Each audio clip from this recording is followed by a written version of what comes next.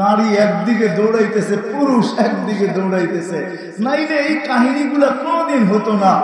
মা 4 যুবক ছেলেকে এই কথা রাত্রভর শিখাইতেন না, তুই ডাইনে, তুই বামে, তুই আগে, তুই পিছে, একজনও জীবিত ফিরবি না। বলছে মা কেন এত বড় আশা? বলে কালকে ইতিহাস বানাইতে চাই, কিয়ামতের দিন ইতিহাস গড়তে চাই। আল্লাহ যদি বলে জান্নাত চাস কি নিয়ে আসছিস, তো আল্লাহকে বলবো ডাইনে দেখেন, বামে দেখেন, সামনে দেখেন, পিছে দেখেন, 4 শহীদের মধ্যখানে আমি মা। আর কি চান? আজকে তো আমার জাতি দাড়িও বোঝে না। আমি তো মাঝে মাঝে বলি আমাদেরকে যে দাড়ি দিছে, সাদা দাড়ি, কসম খোদার জান্নাতে যাওয়ার জন্য। এই যুবকের দাড়ি রাখার হুকুম জান্নাতে যাওয়ার জন্য, নাহলে দাড়ি রাখার হুকুম আছে। বিশ্বাস হয় না আপনাদের? হ্যাঁ, যদি একটা আটটা পাকাইতে পারে। আজকে তো আমরা ডেলি ক্লিন শেভ করি যাতে পাকা বাহির না হয়ে যায়, ঠিক না? কেননা পাকা বাহির হয়ে গেলে আমাকে কেউ বুড়া ভাববে, ইয়াং ভাববে না, ঠিক না? আচ্ছা দাড়ি ছাইসা আপনি ইয়াং রইলেন, কিন্তু চেহারার বাজ থেকে আপনি এটাকে দূর করবেন কোন? এই কোনো মেডিসিন আসে না। চেহারার বাজ, বয়স আসলে যে চেহারায় ভাঁজ আসে, ওটা কি দিয়ে দূর করবেন? দাড়ি তো দিছিল জান্নাতে যাওয়ার জন্য। চলেন হুজুররা আমার সাথে একমত হবে, মুহাদ্দিসে জামান মারা গেছে, সাথীরা স্বপ্নে দেখছে, জিজ্ঞাসা করছে কি ব্যবহার করলো? আল্লাহ দাড়ি দেখায় পার হয়ে গেছে।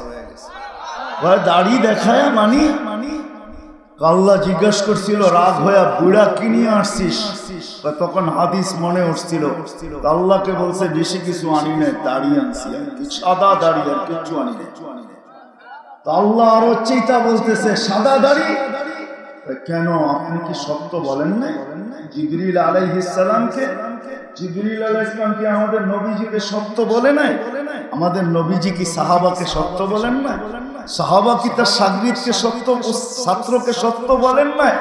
তার ছাত্র কি সত্য বলেন না? উনি কি আমার ওস্তাদ কি আমাকে সত্য বলেন না?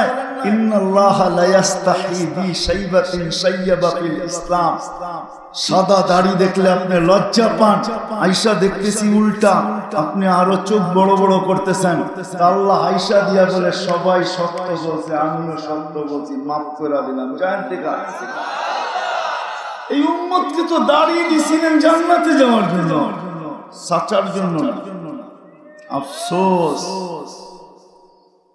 যুবক তোকে চুল কাটা দিছিল জান্নাতে যাওয়ার। এক যুবক নাই এখানে। বাগারপাড়া বলেন আর বাগারপাড়া বলেন আর যশোর বলেন, না জানি একজন যুবক পাবো কি পাবো না। এই বয়সে যতবারই চুল কাটছে সেলুনে, কোনদিন যায় বলছে আজকের চুলটা আমার নবীর আদর্শ মতো কেটে দিবি, আমি এটাকে জমা রাখবো, কিয়ামতের দিন যখন নবীজির সাথে দেখা হবে তো আমি সামনে রেখা বলবো আপনার আদর্শে একবার চুল কাটছিলাম, এটার বিনিময়ে আমাকে কি দিবেন দেন। একজনও তো এখানে, একজনও তো। অথচ নবীজি তো কিয়ামতের দিন, কথা অন্যদিকে চলে গেল। আমাদের দেশে ইউনিয়ন নির্বাচনে এই বছর কত লোক মারা গেছে? ইউপি নির্বাচন প্রার্থী পর্যন্ত মারা গেছে, ঠিক না? একটা ইউনিয়নের চেয়ার। আমাদের নবীজিকে তো আল্লাহ মাকামে মাহমুদ দিয়েছে। চেনেন মাকামে মাহমুদ? যেটার উপরে শুধু কুরসি আর কোন চেয়ার নেই। কুরসির নিচে যেই চেয়ারটা, এটার নামে মাকামে মাহমুদ। কিয়ামতের দিন চাবে বসবে। আল্লাহ বলবে বসবেন না কেন? যদি উম্মতের বুঝে আসতে বলতে হবে বসবো না, আমি বসলে পিপাসিত উম্মতকে কে পানি পান? আমাদের জন্য বসবেন, আমাদের জন্য বসবেন না। আমি বসলে উম্মতের মিজানের পাল্লায় কে দেখবে যে পাল্লা সামনে ঝুঁকে না পিছে ঝুঁকে? যদি সামনে না ঝুঁকে, আপনার দেওয়ার প্রতিশ্রুতি গুলা আমি বাস্তবায়ন কোথায়? ওইখানে যদি না করি তো কোথায় করব? আপনি বলছেন সালতু তা শাফি তুসাফা, আমি চাইলে দিবেন, আমি সুপারিশ করলে দিবেন। আপনি বলছেন সাউফা ইউতিকা রাব্বুকা ফাতারদা, আমাকে রাজি করে ছাড়বেন। আপনি বলছেন লা ইউখজিকা ফি উম্মতি, আমার উম্মতের ব্যাপারে আপনি আমাকে লজ্জিত করবেন না। চাইরোটা প্রতিশ্রুতি তো ওইখানে পুরা করার জায়গা, আমি ওইখানে ছুটে যাব, চেয়ারে বসবো না। তৃতীয়, আমি মিজানের কাছে দৌড়ে যাব, বলছে রাতে দৌড়ে যাব, উম্মত পার হইতে পারতেছে কি পারতেছে না। যদি না পার হইতে পারে, একদিনের দুরুদ যদি থাকে, একটা দুরুদের গাঁটটি কবুলিয়াত, একটা দুরুদ যদি থাকে, আমি ছুইটা নিয়ে যাব আর মাথায় দিয়া পার করায় দিব। মাকামে মাহমুদের মতো জায়গায় বসে, শুধু আপনার আমার আসেন। কথা লম্বা হয়ে গেছে মেরে দোস্ত, জীবনটা সুরক্ষিত করা দরকার।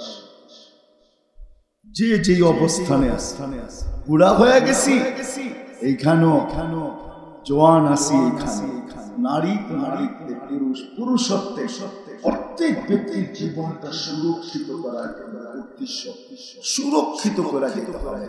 কেননা ওনার কাছে যাইতেই হবে, কোনো বাইপাস নাই। যতই বলি সত্য এটাই, আইনাল মাফার, সত্য এটাই। ফানফিরু ওয়ালা তানফিরু ইল্লা বিসুলতান, সত্য এটাই।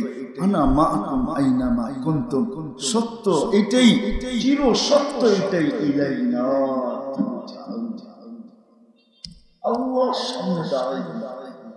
লা তুসআলুনা আনিন নাঈম, এটাই সত্য, সত্য এটাই। ওয়া আম্মা মান সাকুলাত মাওয়াজিনুহু ওয়া আম্মা মান খাফফাত মাওয়াজিনুহু, সত্য এটা, সত্য এটাই। ওয়া মান ইয়া'মাল মিসকালা যাররাতিন খায়রান ইয়ারা ওয়া মান ইয়া'মাল মিসকালা যাররাতিন শাররান ইয়ারা। শুধু কান কথায় পয়সা গেলে চলবে না, এদিক ওদিকের কথায় পয়সা গেলে চলবে না। ওই দিন আসে, বললাম না প্রথমেই বলছি সিগনেচার দিয়ে আসছি, আর একটা দিন আসবে আল্লাহ বাধ্য করবে, ওই দিন চিৎকার দিবে রব্বানা ইন্নানা আবসারনা ফারজি'না আমাল সালিহা ইন্না লামুকিনুন। ওই দিন চিৎকার দিয়ে বলবে আল্লাহ আবার পাঠান, এইবার ভুল হবে না। কিন্তু আল্লাহর জবাব হবে কাল্লা, এত কিছু দেওয়ার পরে যখন তোকে বুঝাইতে পারি নাই, এখন চাইও তুই বুঝবি না, এটাই সত্য। বাধ্য একদিন হব, এতে কোনো সন্দেহ নেই। কিন্তু দ্বিতীয়বার সুযোগ আসবে, দ্বিতীয়বার সুযোগ আসবে না, এটাই সত্য। প্রমাণ আল্লাহ মাঝে মাঝে দেন, কিন্তু সবাই বোঝে না কেন। এই প্রশ্ন যদি আপনি করেন, তাহলে আমার কাছে একটা জবাব আছে। সব মোবাইলে সব প্রোগ্রাম নাই, সবগুলার নামই মোবাইল, সবগুলার নামই কি, সবগুলার নামই মোবাইল। সব প্রোগ্রাম, সব প্রোগ্রাম সত্য তো, সব প্রোগ্রাম নাই। এমনকি দুনিয়ার সবচেয়ে দামি মোবাইল কি, সবচেয়ে স্মার্ট মোবাইল কি, কি? আরে জোরে বলো না। কিন্তু আইফোনও সব প্রোগ্রাম নাই, শেয়ার হিট নাই, ব্লুটুথ নাই। তাইলে যারা বোঝে না, আমি মানি ওদের এইখানে প্রোগ্রাম সেট নাই, ও বুঝবে কোথায়? হুজুররা খামাকা চিল্লায়, বুঝা উচিত যে এইখানে প্রোগ্রাম সেট নাই, এই জন্য বোঝে না। এই জন্য এইখানে প্রোগ্রাম থাকতে তো হবে। এটা কে বানাইছে, কে দিছে? এইখানে প্রোগ্রাম দেয় না, এই জন্য বোঝে না। ও যদি প্রোগ্রাম থাকতো তাহলে বুড়ির মতো বসতো, বুড়ির মতো। বুড়ি আলেমরে জিজ্ঞাসা করছে, গ্রামের আলেমকে, মনে করেন মোহতামিম সাহেবকে গ্রামের কোন বুড়িমা জিজ্ঞাসা করলো ছেলের সমান মনে করা, তুই আল্লাহ চিনছস কিভাবে? তো বুড়িমা আলেম সাহেব আলেমের মতো জবাব দিতে শুরু করবে। তো বুড়িমা জিজ্ঞাসা করছে, আল্লাহ চিনলি কি করা? আলেম আলেমের মতো জবাব দিতে শুরু করছে। তো বুড়িমা কয়, চুপ কর, তোর এত দলিল লাগবে না, শোন আমি আল্লাহ চিনছি কি করা। কি করে চিনছো? আমার ঘরে জাতা আছে। জাতা চিনেন? চিনতেন জাতা? হ্যাঁ, আমার ঘরে জাতা আছে, এটা আমি না ঘুরাইলে ঘুরে না। আমি আল্লাহ চিনছি জাতা দিয়া, এটা যখন আমি না ঘুরাইলে ঘোরে না, এই জগৎটা কেউ না চালাইলে কেমনে চলে। আমি আল্লাহ চিনছি জাতা দিয়া। যদি প্রোগ্রাম সেট থাকে তাইলে জাতা দিয়েও আল্লাহ চিনা যায়, আর প্রোগ্রাম যদি সেট না থাকে তাইলে দুনিয়ার সবচেয়ে বড় ডিগ্রি নিয়েও আল্লাহ চিনা যায়। আপনি কি ভাবছেন আল্লাহ চিনা এত সহজ? আল্লাহ চিনা এত সহজ? আল্লাহর পরিচয় পাওয়া এত সহজ? আল্লাহ এত সস্তা জিনিস যে সবাই চিনা ফেলবে? যদি এত সস্তা হইতো তাহলে আল্লাহওয়ালারা রাত্রে উঠে এই কথা বলতো না, কিসি কো খানে মে মজা কিসি কো সোনে মে, হমে মজা আতা হ্যায় তেরে আগে রোনে মে। কেউ খাওয়ায় মজা নিতেছে, কেউ ঘুমায়, আমাদের মজা আসতেছে তোর সামনে কান্না। আপনি বুঝবেন না ও কান্নায় কি মজা নিতেছে, কেননা ও চিনছে এই জন্য মজা নিতেছে। আসেন আসেন, জীবনটা ছোট, সময় অল্প, গুছাইতে পারলাম না, তারপরও যতটুকু দিলাম। আসেন আসেন, জীবনটা ছোট, সুরক্ষিত করতে হবে। সুরক্ষিত করার পদ্ধতি নিয়ে আসছেন মুহাম্মদুর রাসূলুল্লাহ। শিখি আলেমদের কাছ থেকে, শিখি হক্কানি আল্লাহওয়ালাদের কাছ থেকে, শিখি এদের সোহবতে, শিখি আলেমদের কাছ থেকে, আলেমদের সোহবতে এসে শিখি, হক্কানি আল্লাহওয়ালাদের কাছ থেকে শিখি কিভাবে যুবক আমি যৌবনের ভিতরে যৌবনটাকে সুরক্ষিত করতে পারবো।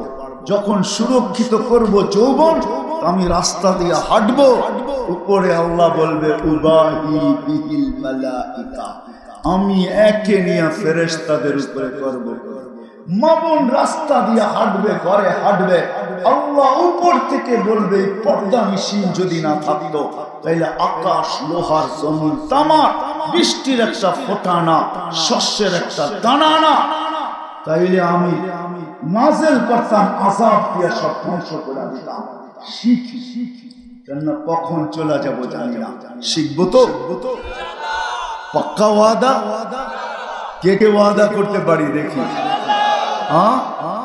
নামান একের ভিতরে 100, যেটা ওটা বলতেছি, আজকের থেকে নামাজ কোনো অবস্থায় ছাড়বো না। নামাজ কিন্তু একের ভিতরে 100। আল্লাহ কবুল করুক। আর যুবকদেরকে বলবো, 14 তারিখ আসতেছে, আল্লাহকে বহুত নারাজ করছি আমরা, কিন্তু শুধু বেঁচে আছে বাংলাদেশ আমার বিবেক বুদ্ধি বলে, আমার লজিক বলে, যুক্তি বলে 30,000-এর উপরে হেফজোখানার কারণে আমরা বেঁচে আছি। নড়ে চড়ে পড়ে না, বিপর্যয় আসে কিন্তু হয় না, ফ্ল্যাগ পড়ে কিন্তু বাংলাদেশে বিপর্যয় ঘটে না। 30,000-এর উপরে হেফজোখানার কারণে। বিদায় তোমরা আমরা আল্লাহকে বহুত নারাজ করছি। অতীত একটা মাস এরকম কোন গ্রামের বাজার ছিল না ফুটবল খেলার জন্য বিরাট বিরাট প্রজেক্টর না লাগানো। যেদিন জিতছে, কোথায় জিতছে আর কোথায় মাথায় উঠেছে, যা খুশি তা খুশি, ঠিক না? 31st নাইটে যা খুশি তা খুশি, ঠিক না? আবার আসতেছে 14 তারিখ, যুবক তোমাদের পায়ে হাত, আল্লাহকে নারাজ করো, আল্লাহকে নারাজ করো। আল্লাহ যদি নারাজ হয়ে গেল, এই বরকতময় দেশটা, আমি কালকেও বলছিলাম বাংলাদেশের মতো বরকত আমি দুনিয়ার কোথাও দেখি না। এই বরকতময় দেশটা আল্লাহ নারাজ হয়ে গেলে আর কিচ্ছু করা যাবে না, এমন বিপর্যয় নিয়ে আসবে আমরা চোখেও দেখবো না, চোখে দেখবো না। এই জন্য পায়ে হাত রাখি, 14 তারিখে আল্লাহকে নারাজ করবো না। এর উপরে কোন যুবক প্রতিজ্ঞা করতে পারে যে আল্লাহকে নারাজ করব? আল্লাহ আমাদের সবাইকে আমল করার তৌফিক দান করেন। ওয়া মা আলাইনা ইল্লাল বালাগ।